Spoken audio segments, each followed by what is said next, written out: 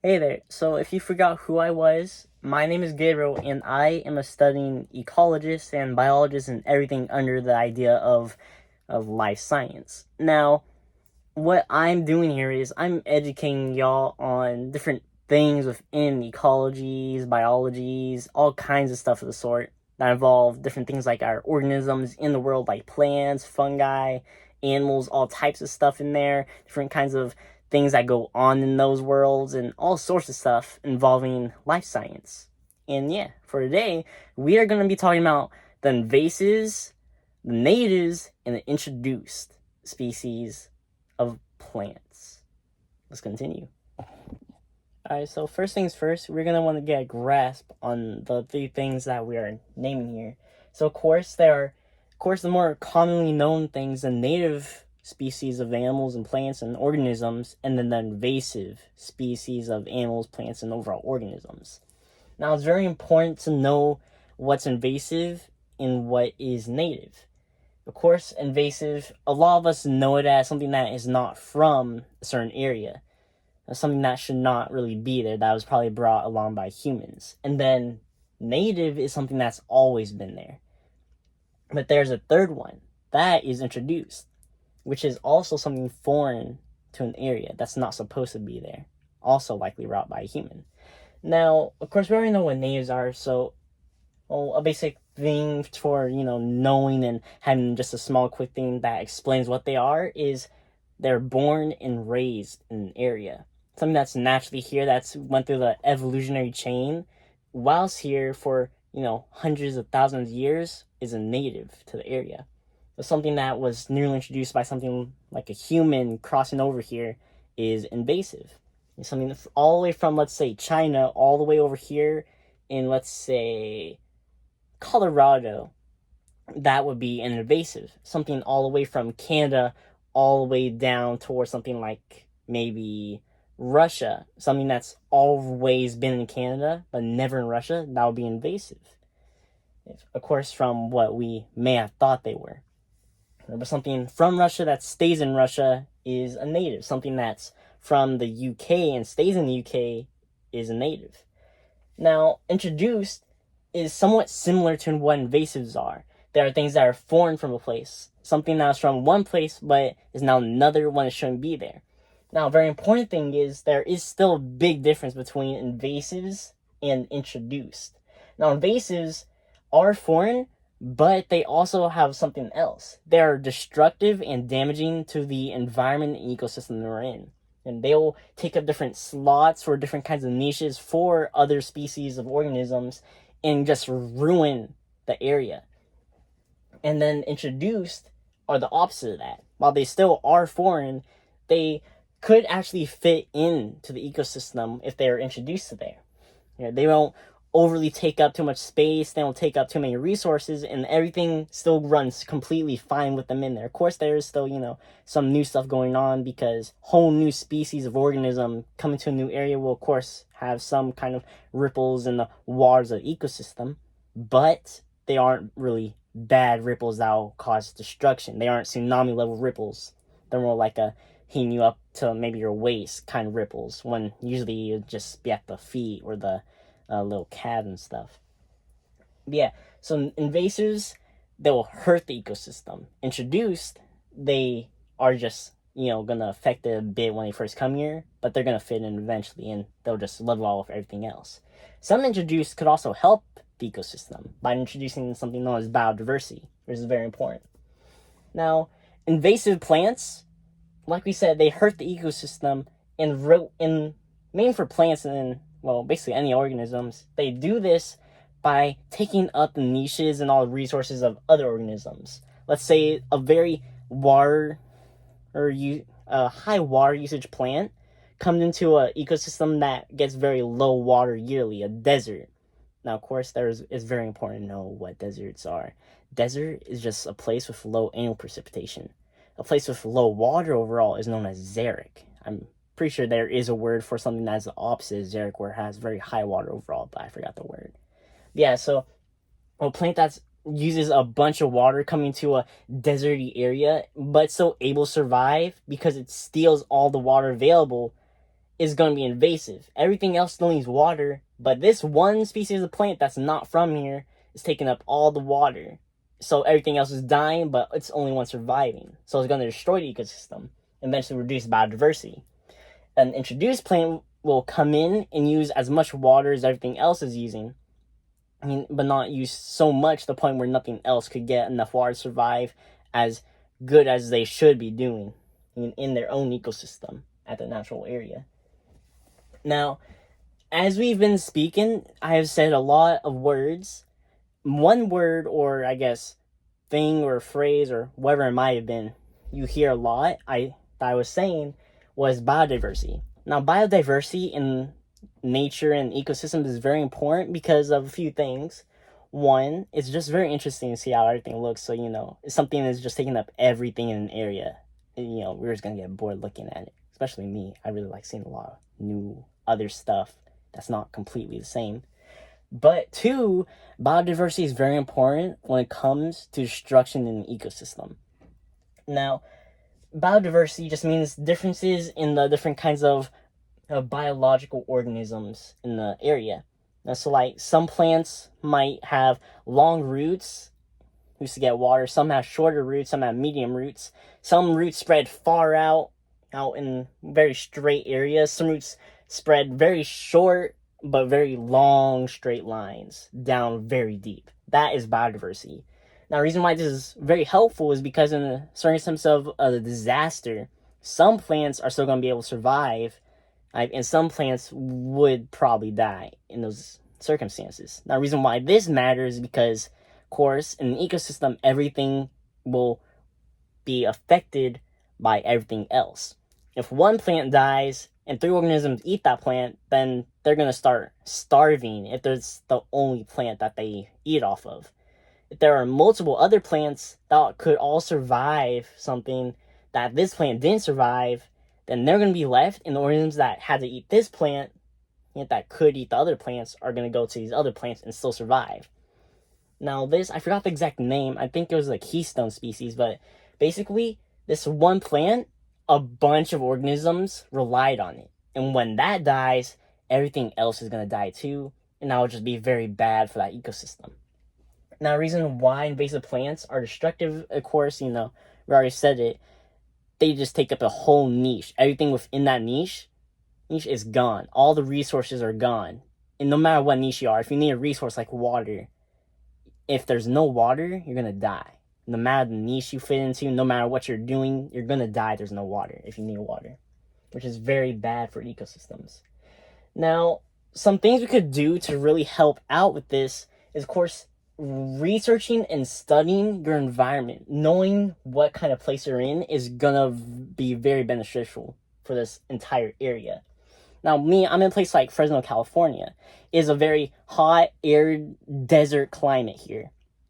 A lot of dry soils and grasslands exist here.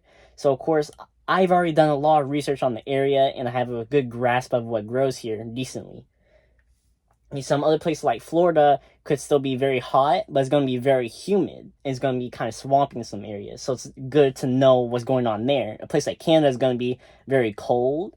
It's still going to be somewhat humid. I don't know exactly how it is in Canada. I've never been there myself. But I see a lot of snow, and snow needs water, so it's probably going to be humid there. But somewhere like Canada is going to be snowy, probably a lot of humidity in there, and very cold. So it's going to be important to know what grows in cold and high humidity there, and so on and so on. Yeah. So again, if you want to help figure out all these natives and invasives and how prevent them and help what's supposed to be here are some basic things. There are pots of soil, which basically just means growing your own plants in pots and putting them in the soil in your own backyard, front yard, or like on little walkways when you're going to school or to work, or basically anywhere where there's empty space that's good for putting plants that are native. Of course, it has to be native. You could probably use pots of soil. Now, of course, yet again, if you're going to be planting stuff, it's got to be a native plant or something that's going to be beneficial for the environment. The reason why is because, you can't be taking something that's not from here, that's not really meant to be here, and then taking it and just planting it here. That is eventually going to be very bad for the environment, no matter what happens. Two, you could just let nature go about itself. And what I mean by this is get rid of what we left behind and let nature grow in what is supposed to be there. So, you can go to like your local field like I do, pull up a bunch of invasive plants, and then see what grows there. If there's more invasive plants, you're just going to, come back and pull those out.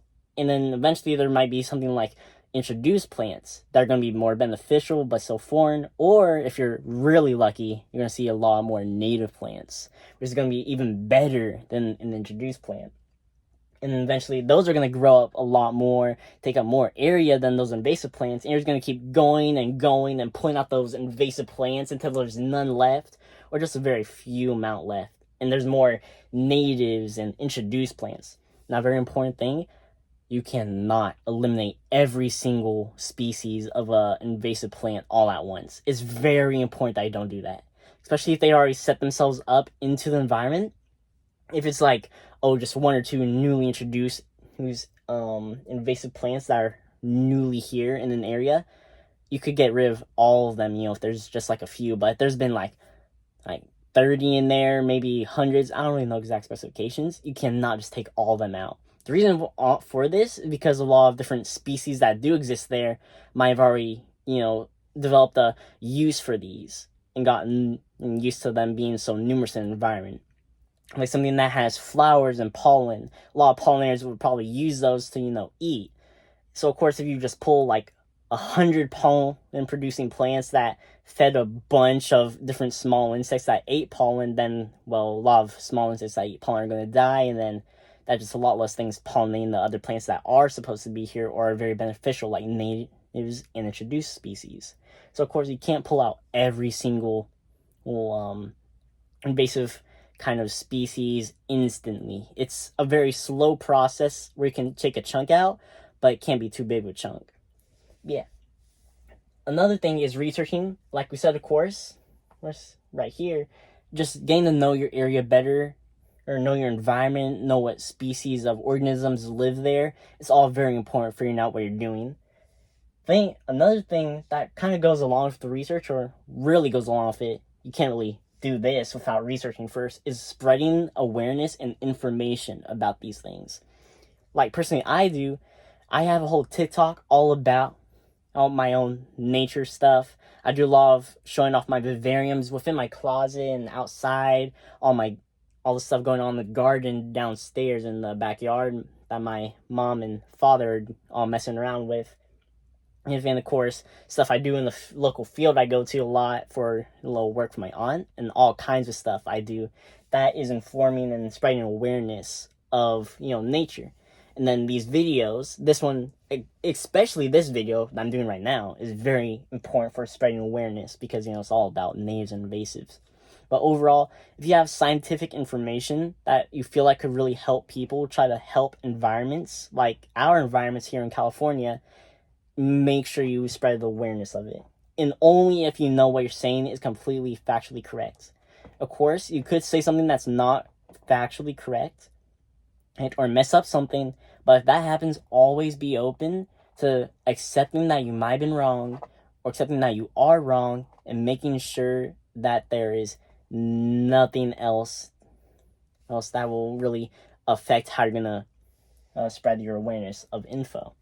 And the final thing that a lot more people will do a lot, well, not a lot more, it's very few people, is, from what I've heard, is called guerrilla gardening. But basically, these are seed bombs, right? These things are little kind of like balls made of old newspapers, seeds, gardening soil, and compost, all like rolled up into a single ball. And then, they dry up for storage. And when people want to go out and spread some seeds, they wet these. They look for an area that's good from growing plants. And they'll just throw them out there. And the plants will all scatter and stuff with all the nutrients from the soils. And then they're going to grow up and take up that area, and that good area for growing plants. Now, of course, like I've said already, only native plants. You can't take something that's not from here. It can't be invasive, especially invasives. You cannot do anything with invasive plants and spreading their seeds. And you cannot be using introduced plants. Of course, introduced plants, they do fit into an ecosystem and could help the ecosystem, but you cannot use introduced plants if there's no plants there to really begin with. It's best to just use the native plants that already exist there. Now, one thing that I would also say is, of course, identify what plants there are in an area or what plants you're going to be planting or taking out before you do anything. A big thing with this is a lot of plants might look a little similar to other plants, and this could really be troublesome because right here it says not all invasives that are bad are really invasives. A lot of invasives could actually be natives that are actually good for the environment. So if you think an invasive is bad, you could be pulling out something that's very good for the environment. That's actually native to the area, which is, just very big no-no here. Yeah, one little acronym I got is always keep planting. If you have the resources to do it, always do something. And here are some little things to all know when it's very appropriate to really use this acronym here. One is there's empty dirt with potential for plant growth. Of course, empty dirt, we already know what empty dirt looks like. There's no plants growing there, and, it's either clean or you just gotta rake up some old dead leaves and stuff. Maybe there's like a tree there, but there's just a bunch of empty dirt that you can plant a lot of stuff in. Always read up on what is really going on with that area and just researching about that area.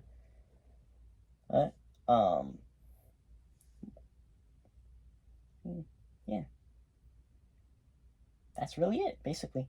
Of course, stuff we already went over. Always use natives, and always look for just different places that are going to be acceptive of what you're going to be planting. Yeah, again, it ties in a lot with research. A lot of plants could spread out very big, spread out a lot, and it could be very bad for certain areas. Like, let's say a walkway that has some dirt, but could also be very close to the little sidewalk. You can't plant something that's going to be massive in like a few months right there because, that's going to block the area, make everyone annoyed, and eventually it's going to get hurt or trampled on by people walking by. Yeah, that's really it. Now, before we go, I want to show y'all my own invasive plant I took from the field for a little research. It's going to take a bit, so hold on. Oh boy, it's going to be really cool, guys. You're going to love this. Now, it says Roma tomato in the pot, but it's not Roma tomato. You can tell by what it looks like. Well, you can't really tell by what it looks like yet because it's not out yet. Ooh, it's poking me all over. Alright, guys. Right here. It's my yellow star thistle. Alright, I gotta put this down because it's like all up in the camera for y'all. Dang, I know where to put this. Okay, I'm just keep it right here. It's gonna be all up in my face though. So these guys are yellow star thistles. I have done a TikTok video about these. Well, actually, I don't think I have yet, but I've done a lot of stuff with these guys. Now, these are an invasive plant from the Mediterranean, so they're not supposed to be here in Fresno, California. They are heavily abundant within California, though. There are plenty of grass fields that have a bunch of these. The one next to me, like pretty close by to my home, is like filled with a bunch of these guys. A lot of them are dying now that summer, just turning brown because of the lack of water. It's not rained in like weeks here this entire summer. I don't think it's rained the entire summer. Or maybe once, but I can't even remember. Probably not at all, actually. Yeah, these guys are very bad. They spread a lot. They have hundreds of little seeds. Those little yellow things, those are the flowers. And those, yeah, you can see one right there. Those will eventually turn into like full-on seeds. I call them parachute seeds because they catch the air and like flow around in the air. But they'll like catch air, flow around, and land in whole new areas far away from their original plant and start sprouting up in different areas, taking up all the space and resources. Very bad for the environment. Yeah. Thing is with these guys, of course, they're big old pokies on them. And of course, a big reason why I think they're called yellow star thistles are then, they're very yellow and star-like flowers. Maybe it's the spikies that get them the star part, and then, you know, just the yellow of the flowers for the yellow part. Yeah, their spikies, they can poke you through denim, which is very annoying. They poke you through everything. They poke me through my work gloves I use for pulling up plants. They poke me through my shoes, my socks, my shirt, my sweatpants, and my jeans. So they're just horrible to have to deal with, and they like litter the fields. They have entire walls of them, but of course I still like figure out how to navigate through them. There's little walls of them, but there are little holes in them, or there are shorter members in the wall that you could just step over. But you still end up getting poked a little bit.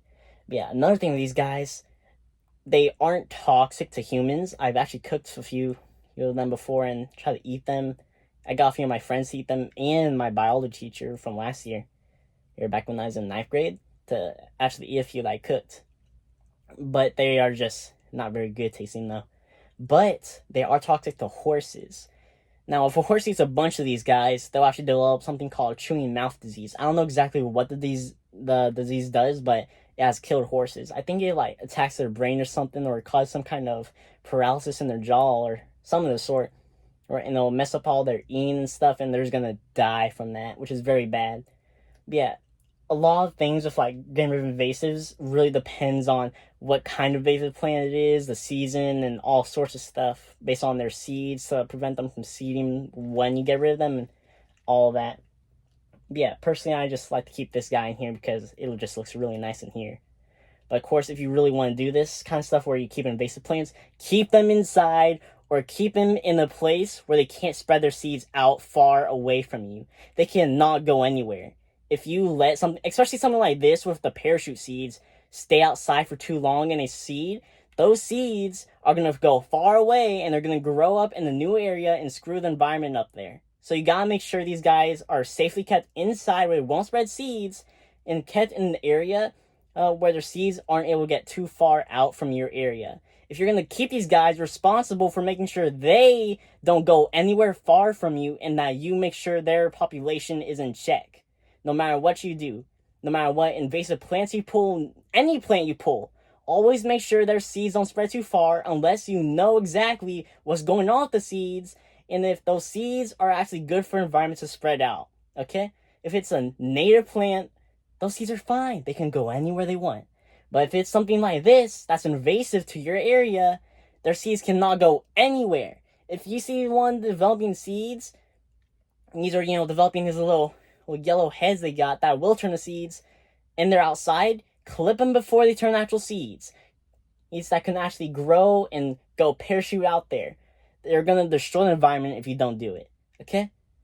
That's just one thing that I'll always suggest. Always make sure that if you're going to keep an invasive plant, always keep it under check in a place where it won't destroy the rest of the environment. Thank you. Yeah. I figured the situation now with this guy later. I can get him back in his correct spot. Yeah. That's the end of the video, y'all. If you enjoyed the video, drop the like, comment, subscribe, share it to someone who you know loves the environment just as much as I and the rest of y'all do. And have a great day, man. I'll see you tomorrow or tonight or tomorrow again, but after tomorrow. And goodbye.